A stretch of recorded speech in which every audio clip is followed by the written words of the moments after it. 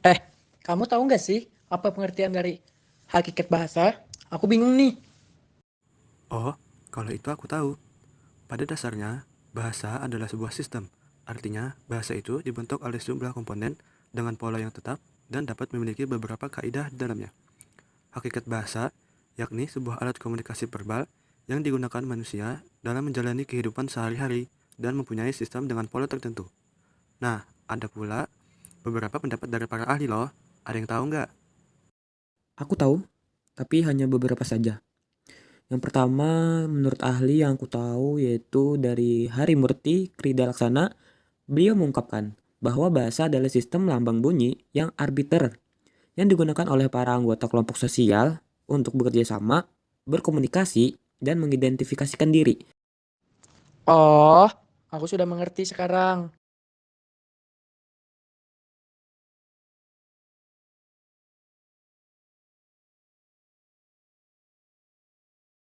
Biba, tolong aku. Hai Ja, kamu kenapa? Jadi begini, aku tidak terlalu paham tentang hakikat bahasa. Yang mana? Oh iya, tentang sifat-sifat bahasa.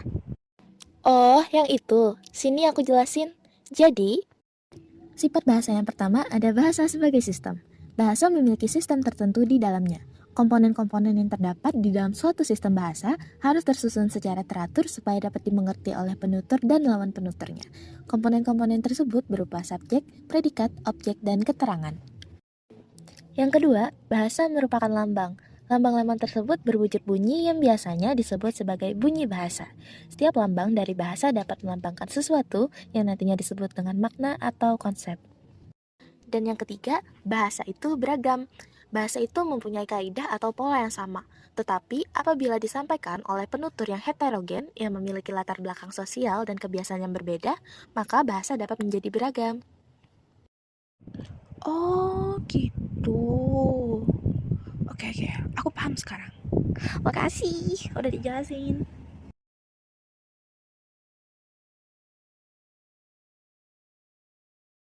Halo. Hai, Dari mana aja sih kamu? Kok dari abis kelas tadi, kamu aku cariin gak ada sih? oh, tadi habis kelas aku langsung ke kantin. Kenapa? Oh gitu. Aku masih bingung deh sama materi yang dijelasin waktu di kelas tadi. Bagian mananya? Tentang fungsi bahasa menurut hakikatnya. Itu maksudnya gimana sih? Ya, tergantung dilihat dari sudut pandang mananya dulu sih. Maksudnya?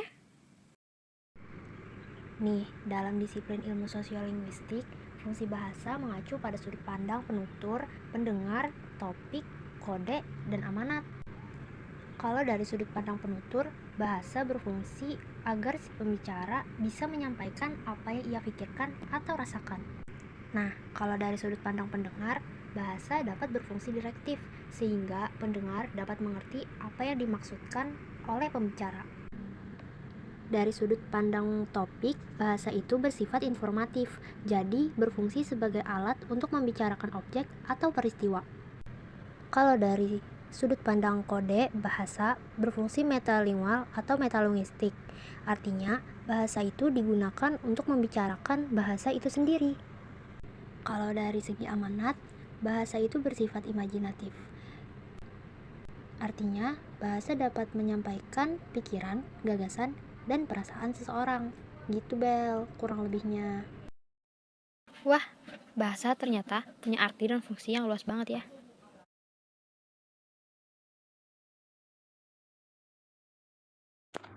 Apa sih keistimewaan bahasa sebagai alat komunikasi manusia? Dalam sifat-sifat bahasa disebutkan bahwa bahasa itu bersifat manusiawi, yang mana hanya digunakan oleh manusia saja, sementara hewan tidak. Nah, keistimewaan bahasa sebagai alat komunikasi manusia Yang pertama yaitu bahasa itu menggunakan jalur vokal auditif. Meskipun banyak hewan yang menggunakan sistem komunikasi berupa suara seperti jangkrik, katak, atau hewan lainnya, namun dalam penggunaan bahasa sebagai sistem komunikasi, hewan tersebut tidak memiliki 15 ciri lain yang tidak seperti manusia. Yang kedua yaitu bahasa dapat tersiar ke segala arah, tetapi penerimaannya terarah. Maksudnya, bunyi bahasa yang diucapkan oleh si penutur dapat didengarkan semua arah. Yang ketiga yaitu lambang bunyi yang berupa bunyi itu cepat hilang setelah diucapkan. Hal ini berbeda dengan tanda atau lambang lainnya yang mana memiliki bekas. Misalnya, bekas kaki tapak hewan atau patung kepahlawanan. Maka dari itu, sejak zaman dahulu hingga sekarang ini, manusia banyak yang merekamnya dalam bentuk audio. Apakah ada lagi keistimewaan bahasa bagi manusia? Iya, betul ada. Yang pertama yaitu partisipan dalam komunikasi bahasa dapat saling berkomunikasi. Artinya seorang penutur dapat menjadi seorang pengirim lambang dan sebaliknya. Yang kedua, lambang bahasa dapat menjadi umpan balik yang lengkap, artinya penutur dapat mendengar sendiri lambang bahasa yang dituturkan. Yang ketiga, komunikasi bahasa mempunyai spesialisasi, maksudnya manusia dapat berbicara tanpa harus mengeluarkan gerakan fisik yang mendukung proses komunikasi tersebut. Yang terakhir, keempat adalah lambang-lambang bunyi dalam komunikasi bahasa adalah bermakna atau merujuk pada hal-hal tertentu. Misalnya, apabila terdapat kalimat Kirino menendang bola, maka kalimat tersebut berarti ada seseorang manusia bernama Kirino yang tengah melakukan perbuatan berupa menendang sebuah objek bulat yang disebut dengan bola. Nah, aku mau nambahin nih mengenai keistimewaan lain dari bahasa. Yang pertama, hubungan antara lambang bahasa dengan maknanya bukan ditentukan oleh adanya suatu ikatan antara keduanya, tetapi ditentukan oleh suatu persetujuan di antara para penutur suatu bahasa atau masyarakat. Kedua, bahasa sebagai alat komunikasi yang dapat dipisahkan menjadi unit satuan-satuan tertentu, yakni fonem, morfem, kata, kalimat, dan sebagainya. Berbeda dengan alat komunikasi pada makhluk lain seperti tumbuhan dan hewan, yang mana tidak dapat dipisah-pisahkan. Selanjutnya, rujukan atau konteks yang tengah dibicarakan dalam bahasa itu tidak harus selalu ada pada tempat dan waktu terkini. Manusia sebagai penutur juga dapat menggunakan bahasa untuk membicarakan sesuatu yang telah lalu, yang akan datang, yang tengah terjadi, atau berada di tempat yang jauh sekalipun. Bahasa bersifat terbuka juga loh. Maksudnya adalah lambang-lambang ujaran baru dapat dibuat sesuai dengan keperluan manusia. Itu aja yang aku ketahui. Nurul mau nambahin juga nggak nih? Apakah ada lagi keistimewaan bahasa bagi manusia? Iya, betul.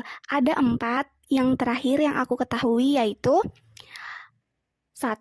Kepandaian dan kemahiran untuk menguasai aturan-aturan dan kebiasaan berbahasa manusia. Hanya diperoleh melalui proses belajar, bukan melalui gen yang dibawa sejak lahir. Kedua, dapat digunakan untuk menyatakan hal yang benar, yang salah, atau hal yang tidak bermakna secara logika. Dengan kata lain, bahasa sebagai alat komunikasi manusia ini juga dapat digunakan untuk berbohong, sementara hewan dan tumbuhan jelas tidak bisa.